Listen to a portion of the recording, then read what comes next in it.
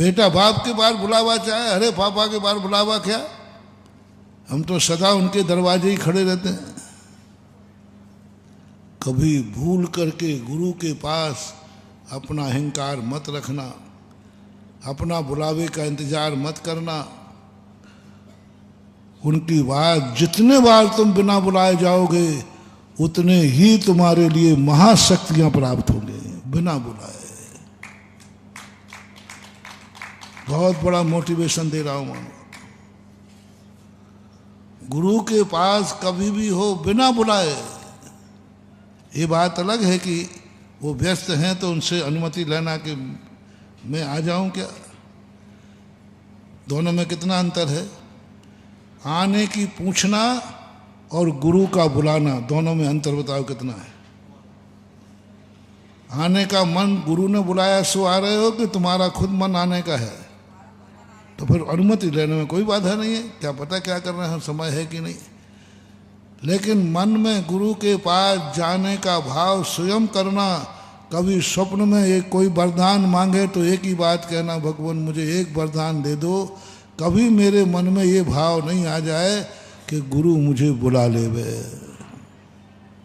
ये भाव कभी मत करना। जब भी मेरे जाने का भाव आए अनुमति तो ले लूंगा, लेकिन बुलावे का इंतजार करूं नहीं।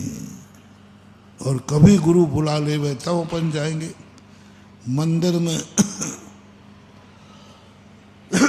कभी भगवान के बुलावे का, एक भजन गाते हो बहुत खतरनाक बने में, चलो बुलावा आया है बाबा ने बर्बादी का कारण महान हुआ। चलो बुलावा आया है बाबा ने, लेकिन तुम बुलावे पे आए, महाराज आपका बलुआ पहुंच गया तो मैं आ गया। नहीं बुलावे जाते तो नहीं आते। ठीक है, कभी कभी वो अपनी इच्छा से बुलावा दे सकते हैं, बुला सकते हैं, लेकिन तुम्हें बुलाने का इंतजार नहीं करना। कभी वो बुलाते हैं तो अभाग्य है, कभी वो बुलाते हैं तो अभाग्य, लेकिन तुम इसलिए कि बुलाएंगे तो जाएंगे, ये गलती कभी मत करना। धर्म कार्य में हमारे पास फोन आ जाएगा तो आ जाएंगे। देव साथ गुरु वहाँ है, धर्म का कार्य। कितने लोग अहंकारी हैं जो कहते हैं निमंत्रण हो तो आ जाएंगे। नहीं महानुभाव, धर्म कार्य में निमंत्रण से नहीं जाना। धर्म कार्य में तुम बिना निमंत्रण के पहुंच जाना, इतना पुण्यबंध होगा, इतना पुण्यबंध होगा कि जीवन भर क्या जन्मांतर तक नहीं खा पाओगे। बिना बुलाए पहुंचना मंदिर में, धर्म के कार्य में बिना कोई बुलावा नहीं चाहिए मुझे, मैं खुद आऊंगा। प्रभु का दरबार है, पंथ कल्याणक हो रहा है, क्या बुलावा चाहिए हमें। वो तो हमारे कल्याण के लिए, अपने कार्य के लिए हम बुलावे का इंतजार करें। कभी भूल कर गलती मत कर लेना। बिना बुलाए मंदिर जाओ, बिना बुलाए धार्मिक कार्यक्रम में जाओ, बिना बुलाए गुरु के पास जाओ, बिना बुलाए माला फेरो, बिना कहे जो कुछ धर्म करना है अपनी इच्छा से अंदर से करो। कर पाओ या नहीं कर पाओ वो बात अलग है, अलग बात है। लेकिन मैं बिना बुलाए नहीं जा पाऊँ, नहीं मिलेगा टाइम, नहीं मिलेगा, लेकिन जाऊंगा बिना बुलाए। पुरुषार्थ तो करो। महाराज जी हम गए और आपने टाइम नहीं दिया तो हमारी इज्जत का सवाल है। किसके सामने?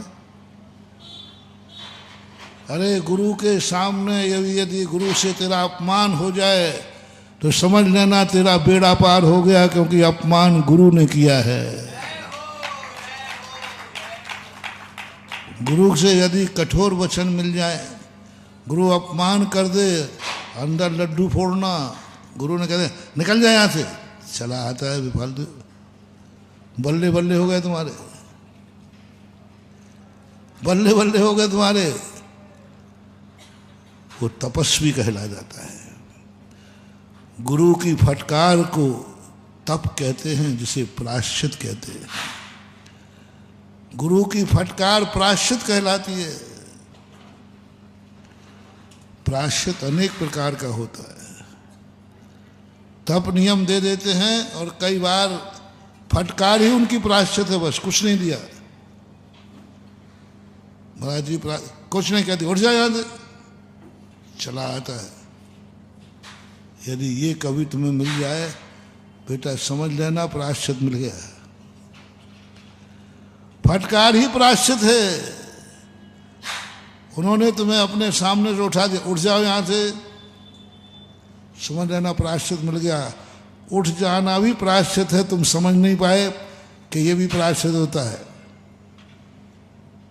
ये भी प्रायश्चित होता है। एक परिहार नाम का प्रायश्चित होता है, उसमें ये होता है, कह दिया ना तुम यहां से उठते हो कि नहीं, समझ लेना तुम्हें प्रायश्चित मिल गया है, तुम्हारा बेड़ा पार हो गया। क्योंकि परिहार प्रायश्चित यही कहलाता है। आशीर्वाद नहीं देना एक प्रायश्चित है। 3 बार नमस्ते कर लिया, महाराज न देख रहे हैं न आशीर्वाद दे रहे हैं। आशीर्वाद नहीं देना भी प्रायश्चित है। तुम ये समझते हो कि 2 मालाएं दे दी और उपवास दे दिया, यही प्रायश्चित है। आशीर्वाद नहीं देना ही सबसे बड़ा प्रायश्चित है। तुम नमस्ते कर रहे हो, हाथ ही नहीं उठा रहे। उन्होंने प्रायश्चित ले लिया, 10 दिन तक इसको आशीर्वाद नहीं देना, यही प्रायश्चित है। गजब का प्रायश्चित है। उपवासों से भी ज्यादा खतरनाक है। आशीर्वाद नहीं देना ही प्रायश्चित है। अब तुम कहोगे हम काय को नमस्ते कर रहे हो, जावे प्रायश्चित ही नहीं दे रहे हो। अरे करना जाना, जब प्रायश्चित नहीं देवे तब जरूर नमस्ते करने जाना। तुम्हें पता चल जाए कि मुझे प्रायश्चित मिलने वाला, आशीर्वाद मिलने वाला नहीं है, अब चूकना नहीं बेटा, अब तो नमस्ते जरूर होगा। 1 बार करते तो 3 बार होगा। क्यों होगा? क्योंकि तुम्हें मालूम चल गया कि प्रायश्चित आशीर्वाद महाराज मुझे देने वाले, इसलिए तो अब तो नमस्ते जरूर करूंगा।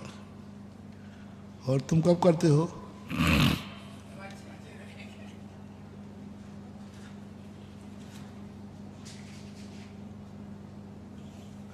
महाराज से पूछ लो, महाराज आशीर्वाद देवें तो आ जाएं।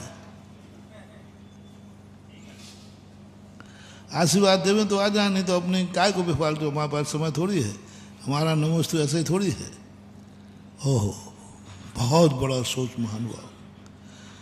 आज प्रायश्चित नहीं मिलना है, इसलिए आज तो नमोस्तु जरूर होना है। 1 बार नहीं 3 बार, क्योंकि आशीर्वाद के नाम पर अनंत नमोस्तु कर लेना और बिना आशीर्वाद मिले 1 नमोस्तु करना अनंत के बराबर होता है।